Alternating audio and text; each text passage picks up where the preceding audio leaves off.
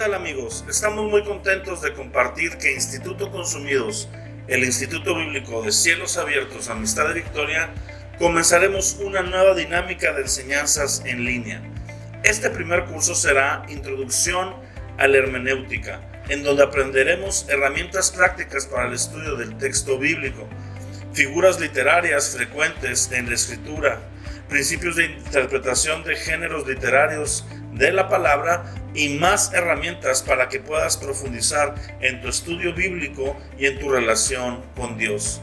Las sesiones serán semanales, cada viernes, comenzando el 7 de julio al 4 de agosto a las 9 de la noche. Para poder inscribirte es necesario que entres al grupo de WhatsApp de Instituto Consumidos. En la descripción del video está el link y toda la información del curso. Acompáñanos a ser parte de esta nueva etapa en Instituto Consumidos en línea y prepárate más y más en conocer al Señor. Te esperamos. Junta con las oraciones de todos los tiempos, y una vez que es vertido este incienso delante del trono, el ángel toma, ¿verdad?, fuego debajo del altar y lo vierte sobre la tierra, y ese fuego que cae tiene doble aplicación. Una es un fuego de juicio para el gobierno del anticristo, pero también es un fuego de parte de Dios, es una sombra, ¿verdad?, de lo que vimos también cuando Elías hizo descender fuego del cielo. Vemos que cuando se destapa el séptimo sello hay un silencio en el cielo. ¿De cuánto tiempo? ¿Quién se acuerda? Que no sea Chuy. Ya lo dijo. Lo dijo entre dientes. Media hora de silencio en toda la tierra. Imagínate lo que es media hora de silencio en toda la tierra. Yo digo, es increíble. No podemos normalmente guardar ni un minuto de silencio en un evento importante, ¿verdad? No falta el que llega gritando cosas a medio estadio. Entonces, hay un minuto de silencio, 30 minutos de silencio. Estos 30 minutos están asociados al oficio sacerdotal. Media hora era el tiempo que se tardaba aproximadamente el sacerdote en ofrecer lo que era el incienso en el templo, y es una sombra y figura de nuestro Cristo como sumo sacerdote, ¿verdad?, trayendo este incienso. Y luego vemos al otro ángel que se le da el poder para ofrecer las oraciones, y estas oraciones vienen a ser un refuerzo. Acuérdate que hablábamos de cómo, aunque tú y yo físicamente no nos toque cruzar ese tiempo, suponiendo que no nos tocara, si optamos por una vida de oración, una vida dedicada a eso, estamos jugando, te decía, como ese equipo a lo mejor en la banca, que no está en el momento del partido, pero que es parte de todo el proceso. Y la iglesia es un cuerpo. Tenemos que quitarnos el rollo de ver a personas, de ver a hombres. Claro que Dios ha usado hombres a lo largo de la historia, pero la iglesia del fin de los tiempos es una iglesia corporativa. La unción viene sobre toda la iglesia, no solo sobre algunos, y no debe de haber protagonismo de hombre en la iglesia. El único protagonista de nuestra iglesia es Cristo Jesús. Amén. Nadie más es protagonista de nada, ¿verdad? Y gloria a Dios cuando nos permite servirle. Gloria a Dios cuando nos permite ser parte de, por así usar una palabra, de su juego, ¿verdad?, de su ajedrez.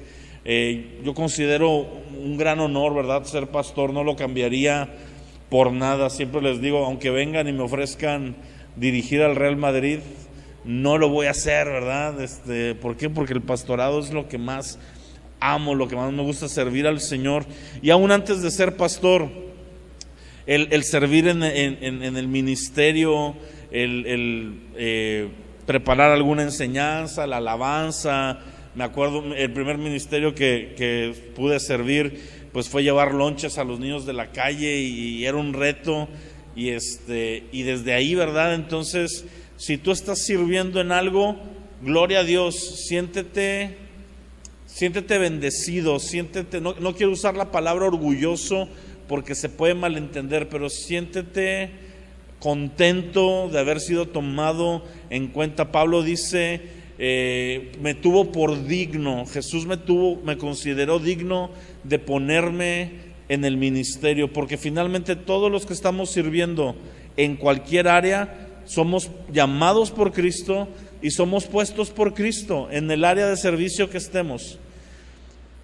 Y siéntete muy contento por ello, pero a la vez recuerda que el único protagonista es Cristo. ¿Por qué?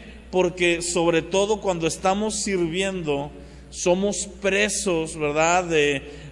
Más bien dicho, somos presas, podemos ser objetos de, ahora sí, el orgullo que precisamente hizo caer a Satanás, de sentirse de repente como merecedor de ciertos privilegios, merecedor de cierta gloria. Jesús no comparte su gloria con nadie, ¿verdad? La gloria que el Padre le dio, Él dice, yo se las he dado, pero no es la gloria doxa, no es la gloria de magnificencia, es la gloria ahí de una tarea, de un encargo. Cuando habla ese versículo, porque vi por ahí un TikTok de una persona que debatía con ese versículo, y tenemos que entender esa parte. El Señor es el protagonista. Nosotros tenemos que, como iglesia, tenemos que ser la iglesia de Juan el Bautista, que diga, es necesario que yo mengüe, que yo me haga menos para que Cristo sea exaltado. El orgullo ha destruido muchos hombres de Dios, ha destruido muchas iglesias, y si no los destruye literalmente, si no se viene abajo el ministerio, quedan ahí, pero empiezan a dar, en vez de buen testimonio, en vez de animar al pueblo, empiezan a hacer piedras de tropiezo, ¿verdad? Y bueno, pues Dios nos libre de eso. Así que siempre hay que mantener, por un lado, no una falsa humildad, ¿verdad? Por un lado es, gloria a Dios que Dios me permite estar en esto, qué padre que me lo permite, qué padre que me llama, es por su gracia que yo estoy respondiendo, pero por otro lado, no somos indispensables. Nadie de los que está aquí es indispensable. Dios nos puede mover, Dios puede quitarte a tu pastor mañana, ojalá y no lo haga, pero puede, ¿verdad? Él puede hacerlo, si Él quiere, cambia todas las cosas, pero hay que mantener un corazón afinado con el Señor. La iglesia de los últimos tiempos va a ser una iglesia que no va a pensar en sí misma, sino que va a estar pensando continuamente en la gloria del Señor. Este ángel trae la oración, y es la oración, me gusta esta frase, de todos los santos. Di conmigo, todos los santos. Yo no sé si te has puesto a meditar en esto, pero vamos a Hebreos 11.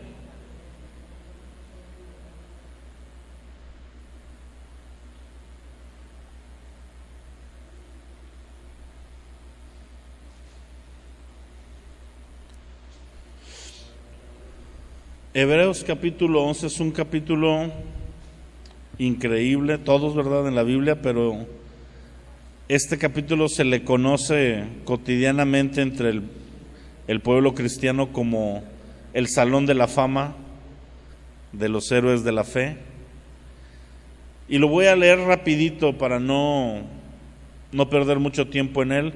A partir del versículo 8, dice, por la fe Abraham, siendo llamado, obedeció para salir al lugar que había de recibir como herencia, y salió sin saber a dónde iba.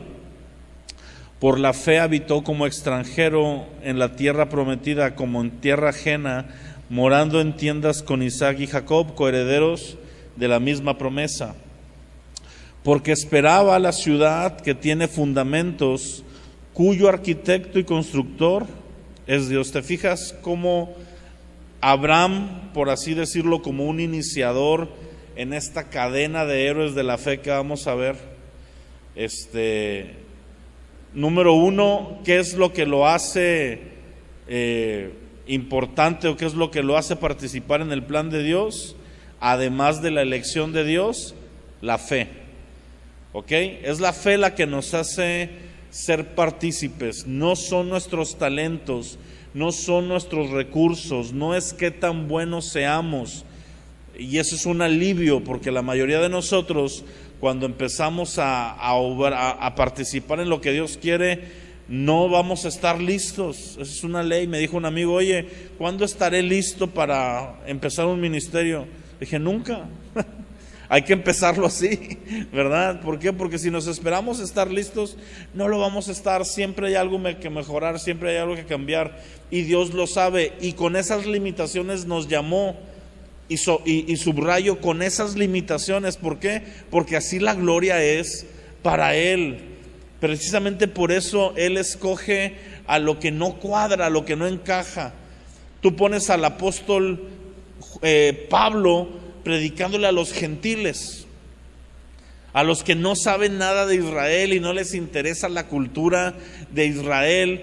Les mandas un maestro de la ley, una persona capacitada en toda la Torá, estudiado con los mejores maestros, a los pies de Gamaliel, que era uno de los maestros más excelentes de su época, y lo mandas lleno de filosofía, lleno de conocimiento, y lo mandas con un grupo de personas que son poco más que bárbaros. ¿Me explico? O sea, sin amor por el estudio, salvo algunos filósofos griegos, pero el general de los gentiles ni quería nada de Israel, ni quería nada de los estudiosos, y ahí les mandas a Pablo. Pero a los estudiosos de Israel, a los maestros de la ley, a los fariseos, a esos que diezman el comino, que se saben de memoria la Escritura, que a los 12 años tienen que saberse de memoria al menos el Pentateuco, a esos le mandas a Pedro. ¿Verdad? Que nada más básicamente era un hombre muy bien intencionado y con mucho ímpetu, pero poco estudio, sin embargo conectado con el Espíritu Santo y dándole a entender misterios, ¿verdad? Pero mismo Pedro dice: yo casi no traigo nada comparado con Pablo. En otras palabras, ¿verdad? Dice: está nuestro hermano Pablo, cuyos misterios y escritos son muy difíciles de entender. Hasta él decía como que no le entiendo todo el rollo que tira, ¿verdad? Y dices: ¿por qué no lo hiciste al revés? ¿Por qué no le mandaste a los gentiles al que se parece a ellos, a Pedro? Y a Pablo se los mandas a los maestros para que les debata, porque entonces la gloria no sería de Dios, sería del hombre. Pero cuando tienes a uno que no encaja en ese lugar y viene y comparte, ¿verdad? Yo me pongo a pensar: ¿por qué Dios permite que yo, que no tenía ninguna estirpe cristiana, ¿verdad? Yo me acuerdo cuando Dios me llamó, ustedes piensan que se lo digo de broma, pero no, sí lo decía en serio, ¿verdad? Yo argumentaba y le decía: ¿por qué no llamas a alguien de esos que su abuelo es pastor y el tatarabuelo fue misionero y el papá es pastor y los tíos son evangelistas y tienen un pastor alemán y un belga en Illinois y todos son pastores ahí, ¿verdad? Y en la pastorela los niños van y son pastorcitos. O sea, ¿por qué no llamas a esa gente? Me llamas a mí, que está bien complicada, que soy el primer cristiano en la casa, que ya fue una bronca decirles que quiero ser cristiano, y ahora va a ser una bronca decirles que quiero ser pastor, ¿verdad? ¿Y por qué lo haces tan difícil, Dios? Porque Dios se complace en hacer este tipo de cosas, escoge a los que no. Entonces Abraham responde por la fe, nada más. Abraham no tenía algo mucho más especial que algunos otros. Era un hombre hasta cierto punto tal vez justo en su forma de ser, pero lo que le atribuyó justicia fue la fe. Sí, en Romanos dice: creyó pues Abraham a Dios y le fue contado por justicia. La justicia es contada no por nuestras obras, sino por la fe. Pero ¿en fe en qué? El versículo 10 nos dice: porque esperaba. Ahí pudieras poner la palabra porque tenía fe en. ¿Sí me entiendes? Porque la fe es la confianza de lo que se espera y la convicción de lo que no se ve. Entonces, cuando dice que él esperaba, podemos poner ahí, sustituir, porque él tenía fe en. ¿En qué tenía fe Abraham? ¿En que iba a tener un hijo? No, era parte del proceso. Pero fíjate dónde estaba su fe. Estaba esperando la ciudad que tiene fundamentos, cuyo arquitecto y constructor es Dios. ¿Cuál es esa ciudad? La Nueva Jerusalén. Él estaba iniciando el cristianismo a la larga, primeramente las religiones abrámicas, si lo quieres llamar así. Era el inicio de una línea donde iba a venir todo, después iba a venir Isaac, Jacob, iban a entrar a Egipto, Dios iba a levantar a Moisés, iban a salir, toda la historia que conocemos estaba comenzando aquí, pero en ese comienzo ya estaba el final. Él estaba esperando esa ciudad cuyo arquitecto y constructor es Dios, que tiene fundamentos. Por eso pudo dejar su ciudad, por eso pudo dejar sus comodidades, por eso pudo dejar una vida pues cómoda y a gusto, porque él estaba esperando algo eterno. Hace rato vi una publicación que puso un compañero ahí en Instagram, de esa cajita de preguntas, de hazme una pregunta y así. Puso, ¿qué le dirías a la iglesia en general? ¿Qué le dirías a la iglesia en pocas palabras? Y me puse a meditar, ¿qué le diría a la iglesia? Y lo que yo le diría a la iglesia mundial, si hoy tuviera el micrófono y le pudiera decir, así como en Twitter, 140 caracteres, ¿verdad? Algo cortito, lo que yo sentía decir a la iglesia es, saca al mundo de ti, santifícate y busca lo eterno. ¿Sí? Eso es el corazón del creyente, el corazón de los santos, porque comenzamos con este versículo de que el ángel traía las oraciones de todos los santos que vivieron para Cristo de manera correcta, y entre esos tenemos que incluirnos tú y yo al final de la historia, es porque pensaban en lo eterno por encima de lo terrenal. Amén. Dice, por la fe también la misma Sara, siendo estéril, recibió fuerza para concebir a luz, aunque fuera de tiempo de la edad, porque creyó que era fiel quien le había prometido, por lo cual también de uno y de ese ya casi muerto salieron como estrellas del cielo en multitud y como arena innumerable que está en la orilla del mar.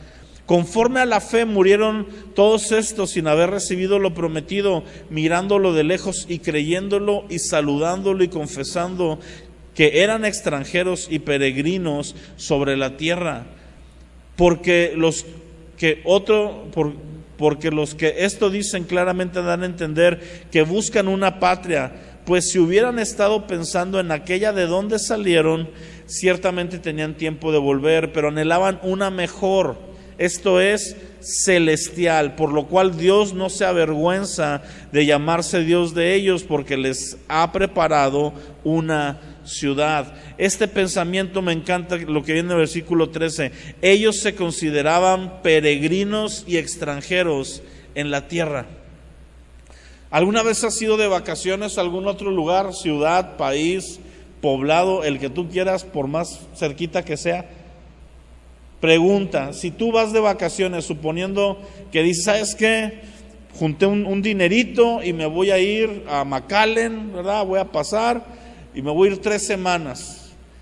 ¿Tú llegas a McAllen a buscar comprar una casa? No, ¿verdad? ¿Qué llegas buscando? Pues un hotel, un Airbnb, algún conocido, alguna estación de tren, ¿verdad? Donde te puedas echar. Pero no llegas buscando una casa. ¿Por qué? ¿Por qué no buscas una casa? ¿Por qué no te vas a quedar ahí? ¿Y por qué nosotros buscamos tantas cosas terrenales? Si no nos vamos a quedar aquí, si estamos de pasadita, somos extranjeros en este lugar, no pertenecemos aquí, somos de una patria celestial, somos ciudadanos del cielo. Sí, tenemos visa de la tierra, pero somos ciudadanos del cielo, somos extranjeros. Pero todo nuestro corazón muchas veces está buscando las tendencias de aquí, lo terrenal, es que lo que el mundo ofrece. Por eso yo le decía ahorita a la iglesia en esas pocas palabras, saca al mundo de ti. Sácalo, saca todo lo que está de ti, del mundo dentro de ti, el pensamiento, los afanes, los anhelos, porque somos extranjeros. Voy a seguir leyendo en el 23. Por la fe Moisés, cuando nació, fue escondido por sus padres Versículo 24, por la fe Moisés, hecho ya grande, rehusó llamarse hijo de hija de Faraón, escogiendo antes ser maltratado con el pueblo de Dios que gozar de los deleites temporales del pecado. Todo lo de esta tierra, todo lo que el mundo te ofrece y todo lo que el pecado ofrece es un deleite temporal, dura un poco y se acaba. Versículo 26, teniendo por mayores riquezas el vituperio de Cristo que los tesoros de los egipcios. Versículo 29, por la fe pasaron el mar rojo como por tierra seca.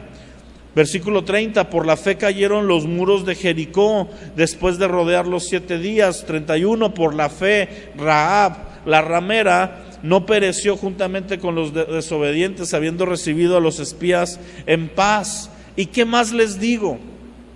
Porque el tiempo me faltaría contando de Gedeón, Barak, Sansón, Jefté, David, Samuel y los profetas, que por la fe conquistaron reinos, hicieron justicia, alcanzaron promesas, taparon boca de leones, apagaron fuegos impetuoso, evitaron filo de espada, sacaron fuerzas de la debilidad, se hicieron fuertes en batalla, pusieron en fuga ejércitos extranjeros. ¡Wow! ¡Qué currículum! Imagínate que tú mandas eso en tu currículum. Quiero trabajar, ¿qué has hecho? Pues he hecho justicia, alcancé promesas, tapé boca de leones, apagué fuegos impetuosos, evité filo de espada, saqué fuerzas de la debilidad, me hice fuerte en batalla. Esa frase está increíble. Se hicieron fuertes en batalla. Son los santos de otros tiempos. Mencionó algunos que llegan hasta esa época, pero podríamos meter ahí a los 12 apóstoles.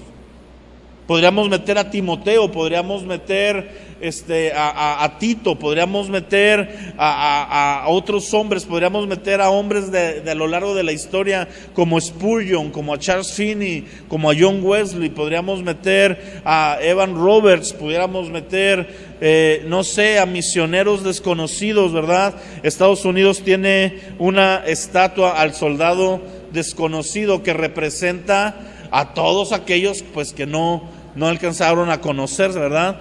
Pero pudiéramos tener al cristiano no conocido, pudiéramos tener a todos estos hombres y mujeres a lo largo de los años. Yo ahorita, por ejemplo, hoy estoy muy contento porque hoy está cumpliendo años mi pastor. Entonces yo vi un video que pusieron donde está predicando como a mi edad y luego ya ahorita en Face, en la página de amistad. Y digo, gloria a Dios por hombres como mi pastor, como el hermano Víctor Richards, como Wayne Myers, generaciones más jóvenes como Alejandro Escobedo, como mi expastor Paul Lewis, Erce Lewis, o sea, hombres que han estado ahí, están en esa lista de todos los santos. Y fíjate, pero fíjate lo que vienen después. Todos estos hicieron cosas bien picudas. Y luego vienen otros que son igual de importantes, pero fíjate cómo los describe. Las mujeres recibieron sus muertos mediante la resurrección, mas otros fueron atormentados, no aceptando el rescate, a fin de obtener mejor resurrección. Otros experimentaron vituperios y azotes, prisiones y cárceles, fueron apedreados, aserrados, puestos a prueba, muertos a filo de espada, anduvieron de aquí para allá, cubiertos de pieles de ovejas y de cabras, pobres, angustiados, maltratados, de los cuales el mundo no era digno, errando por los desiertos, por los montes, por las cuevas y por las cavernas de la tierra. Todos estos, aunque alcanzaron buen testimonio mediante la fe, no recibieron lo prometido, proveyendo Dios alguna cosa mejor para nosotros, para que no fueran ellos perfeccionados aparte de nosotros.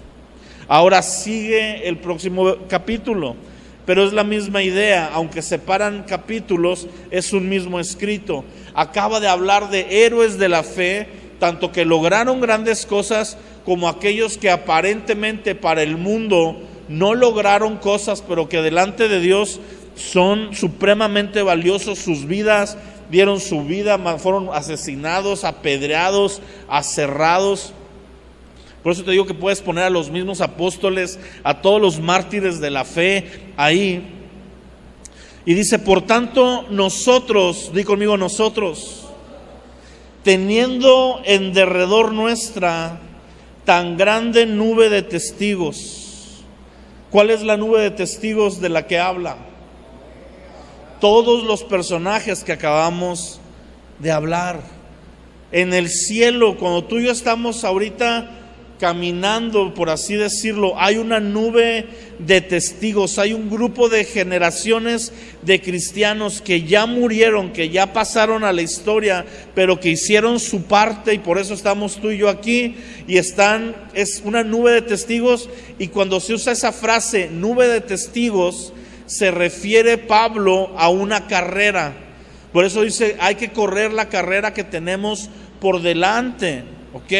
Está hablando de este tipo como si se estuviera jugando una carrera y hubiera un grupo de porristas o de personas alentando, como en la final de un mundial, ¿verdad? Que tienes a gente tanto de un equipo como del otro, o como va a estar la final de Tigres contra Chivas, porque Chivas le ganó al América, le pasó por encima y les destruyó el domingo, había que decirlo, ¿verdad? Nada más lo digo ahí. Ya si gana Tigres, que gane, yo gané el domingo, ya me puedo morir feliz, ¿verdad?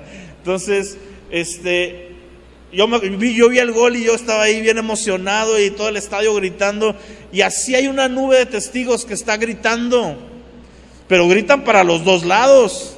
De repente gritan, no la riegues, ¿verdad? Porque así somos nosotros. Pásala, no, ahí la tenías enfrente, ¿verdad? Levántate, no te quedes dormido el domingo, ve a la iglesia, no seas enojón, no te pelees con el hermano o la hermana de tu iglesia, no seas tan cascarrabias, diezma aunque traigas poco dinero. Está la nube de testigos gritando todo lo que tenemos que hacer. Lee la Biblia, en todo el día no la has leído, agárrala. Está gritando alguien por ahí, ¿verdad? Martín Lutero, que la tradujo del alemán al idioma del pueblo, diciendo, me la partí, léela por favor. Pero también cuando hacemos algo para Cristo, nos dan porras, nos animan, ahí están. Y todos esos santos de la historia, vamos a estar o físicamente o en nuestras oraciones junto con los santos de los últimos tiempos. Pero estás en esa lista, estás en esa línea. En la misma lista donde se habla de Abraham, se va a hablar de tu nombre si tú y yo permanecemos, mi amado. Porque es por la fe. Así que cuando yo veo todo lo que estos hombres han hecho, es un ánimo de decir, puedo echarle ganas. Si Abraham siendo viejo creyó. Me encanta cuando dice Sara creyó que el que estaba muerto le iba a dar hijos, o sea, de que ya Abraham estaba viejo y ya no se esperaba que tuviera nada que dar, y pues ahí vino Isaac, ¿verdad? Y luego nos dice Romanos que Abraham creyó como si Dios pudiera aún levantar de los muertos, cuando le dijo entrega a Isaac, porque sabía que en Isaac iba a tener descendencia. Así que digo, si él pudo creer, pues hay que creer. Cuando vas y ves la vida del mismo Abraham, que fue y entregó a su hijo para sacrificarlo, ¿verdad?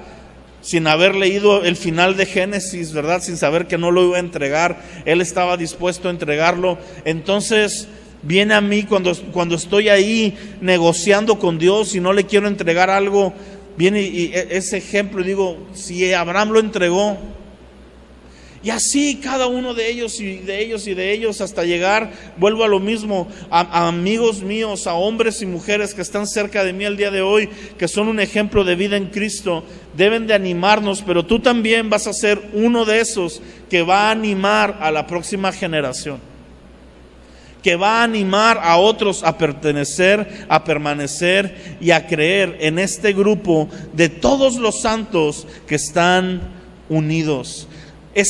Por eso quiero recalcar tanto eso, siento mucho hoy esa parte, todos los santos. A veces lo leemos como, todos los santos. No, está hablando de todos los que han logrado algo, y todos nosotros. Luego vemos, ahora sí, vamos a ver las trompetas, el juicio de las trompetas, que hablábamos que las trompetas tienen diferentes propósitos. Te voy a hablar de 3 propósitos que tienen las trompetas como tal. Número 1, obstruir el imperio del anticristo, destruyendo sus recursos naturales. Las primeras 4 trompetas son eventos sobrenaturales que destruyen los recursos, valga la redundancia, naturales del imperio del anticristo. Se afectan los árboles, el mar, los suministros alimenticios, la vegetación, la agricultura, la ganadería, la pesca. Se muere una tercera parte de los animales del mar. O sea, todo el recurso del anticristo es golpeado fuertemente por la mano del Señor.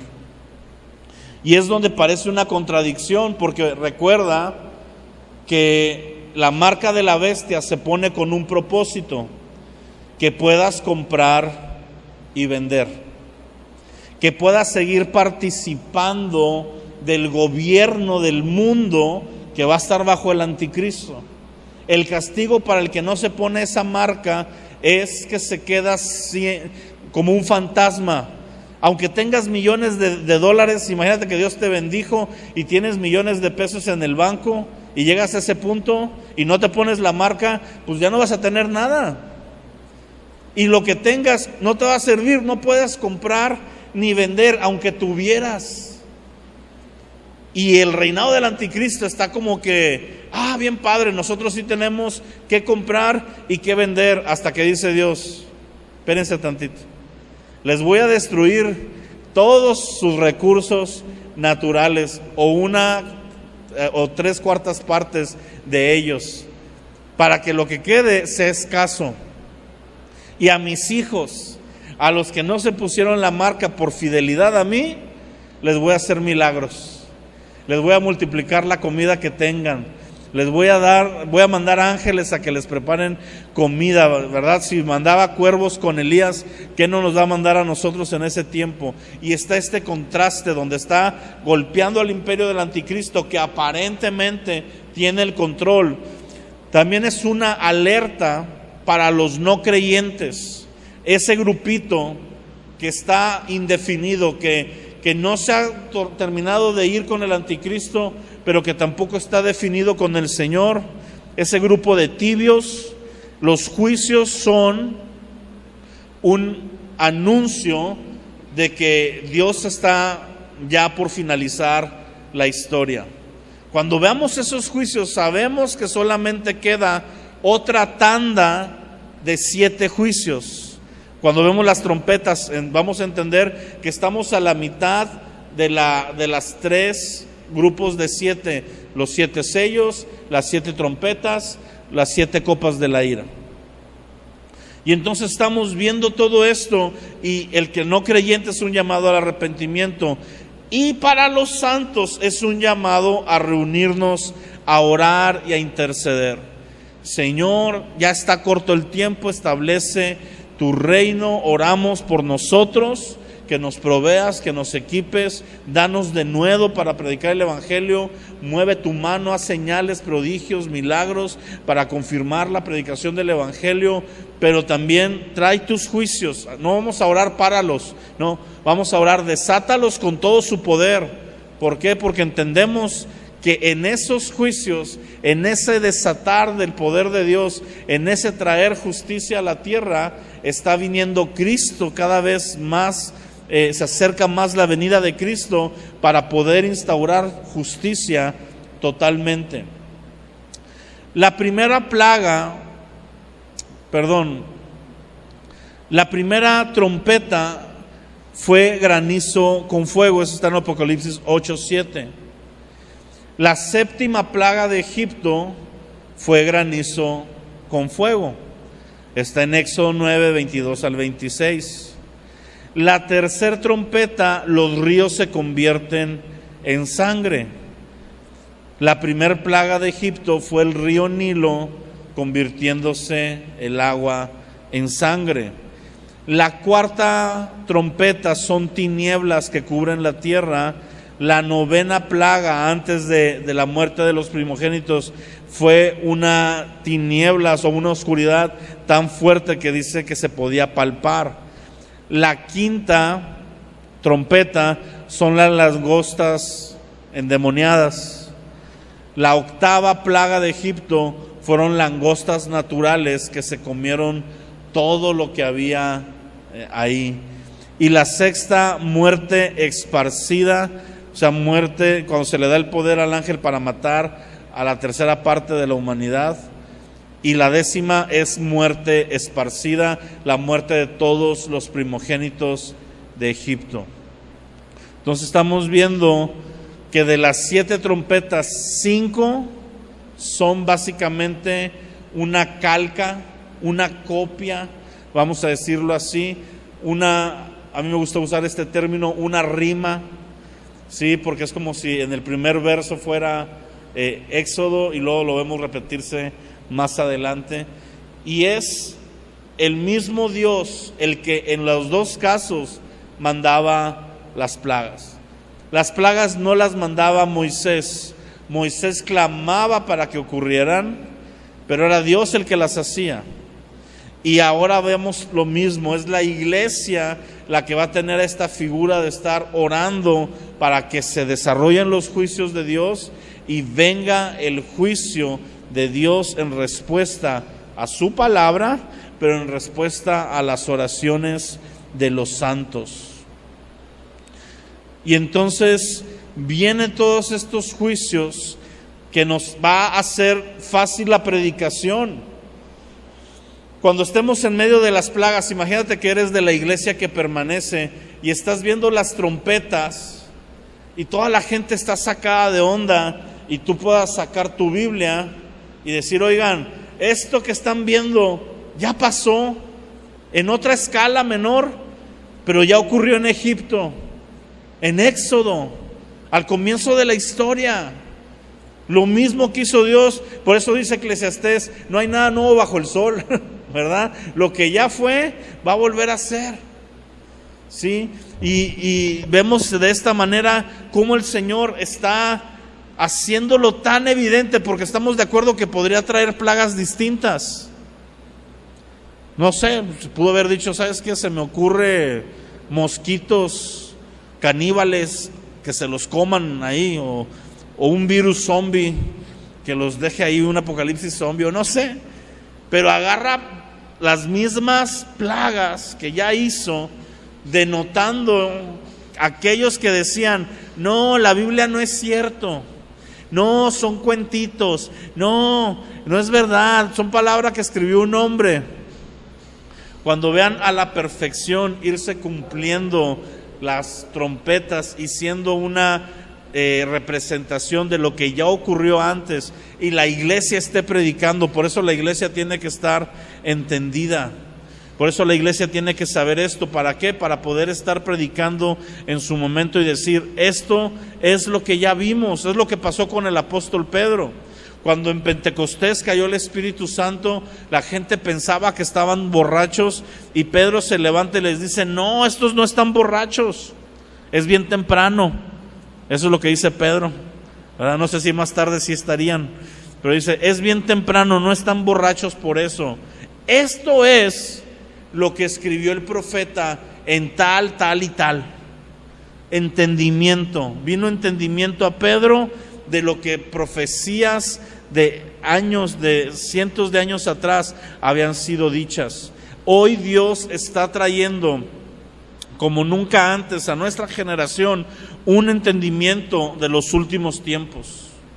Somos una de las generaciones que más tenemos recursos para estudiar la palabra de Dios. Meto mi clásico comercial, mi promoción descarada. El domingo tenemos el inicio del curso de hermenéutica. En serio que el día de hoy, el que no quiere estudiar profundamente la Biblia, es precisamente eso, el que no quiere. Porque herramientas tenemos para echar para arriba. Ahora, el propósito general de los juicios de Dios, de todos los juicios: número 1, liberar al pueblo de Dios. Número 2, purificar a la iglesia. Número 3, definición.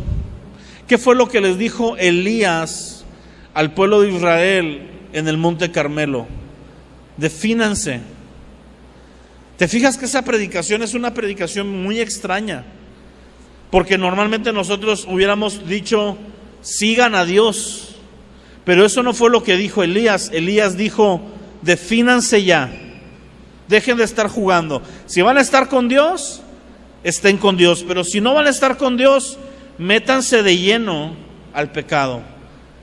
Váyanse, déjense ir como gordos en tobogán ante sus otros dioses.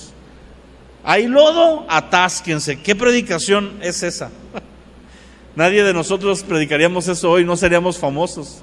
Imagínate, no, al revés, nos volveríamos bien famosos. Pastor enloqueció y le dijo a su iglesia que se fueran, ¿verdad? Bien fuera de contexto. Pero esa fue la oración de Elías, y la confrontación de Elías fue: van a definirse y les voy a dar chance de que se definan. Voy a traer un milagro y juicio. ¿Qué fue lo que trajo Elías? Milagro y juicio. ¿Cuál fue el milagro? Que fuego descendiera del cielo sobre el sacrificio que él había puesto, al cual aparte había mojado, al cual aparte le había hecho un canal alrededor con más agua para que estuviera bien difícil que se encendiera, y cayó fuego del cielo y vieron el milagro. Y los otros dioses no contestaron. Baal y Acera no contestaban, y Elías les decía: grítenle más, a lo mejor no oye. Hay unas traducciones antiguas que dicen: a lo mejor está en el baño, lo agarraron infraganti, ¿verdad? Grítenle más fuerte, ahorita les hace caso su diosecito ese. Y su diosecito no contestó. Así que primero trae el milagro de ver que el Dios que responde con fuego es Jehová de los ejércitos. ¡Pum! Pero inmediatamente después del milagro, juicio, cortadero de chompas. Empezó a degollar a los falsos profetas. Y yo digo, si tengo un predicador loco enfrente de mí que me está diciendo que me defina, y a los que se van por un lado les corta la cabeza, pues me voy a arrepentir, ¿me entiendes? Cayó temor de Dios, y en un momento logró hacer que el pueblo que había estado en idolatría por años, aunque fuera por esa ocasión, terminara gritando: Jehová es Dios. Porque fue lo que terminó gritando el pueblo: Jehová es Dios, Jehová es Dios, Jehová es Dios. Y eso es la parte de la iglesia. La iglesia en los últimos tiempos va a ser usada, estos juicios, para llamar la atención y mostrar quién es Dios, evidenciar al anticristo, pero llamar a una definición. Por eso hablamos de purificación de la iglesia. No hay nada más complicado, veo yo, que una persona indecisa en la fe. Porque no es ni siquiera el que la riega. Hay muchos que están bien decididos por Cristo, que seguimos siendo humanos y seguimos regándola. Y para nosotros hay gracia y misericordia. Y claro que no se trata de decir: ay, pues al fin que me perdona. No, buscamos agradarle, buscamos vivir en santidad. Pero lo que nos define al final de todo no es qué tan buenos somos, porque al final todos estamos regándola y cubriéndonos bajo la gracia de Cristo. Pero lo que sí hace diferencia es si nuestro corazón está definido o no está definido por Cristo. Si dijimos: me la voy a jugar con Cristo, con todo lo que implica, o no sé si decidirme por Cristo o el mundo. Sí, siento bien chido cuando voy a la reunión y me encantan las canciones cristianas y los tiempos de alabanza, y voy a la iglesia y me encanta ese tiempo, pero también me encanta pasarla con mis amigos mundanos y platicar de cosas inmorales y pues no tener nada que ver con Dios, y como que tengo este switch, este botón de apagar o prender, donde le prendo para cuando quiero ser cristiano y le apago cuando no.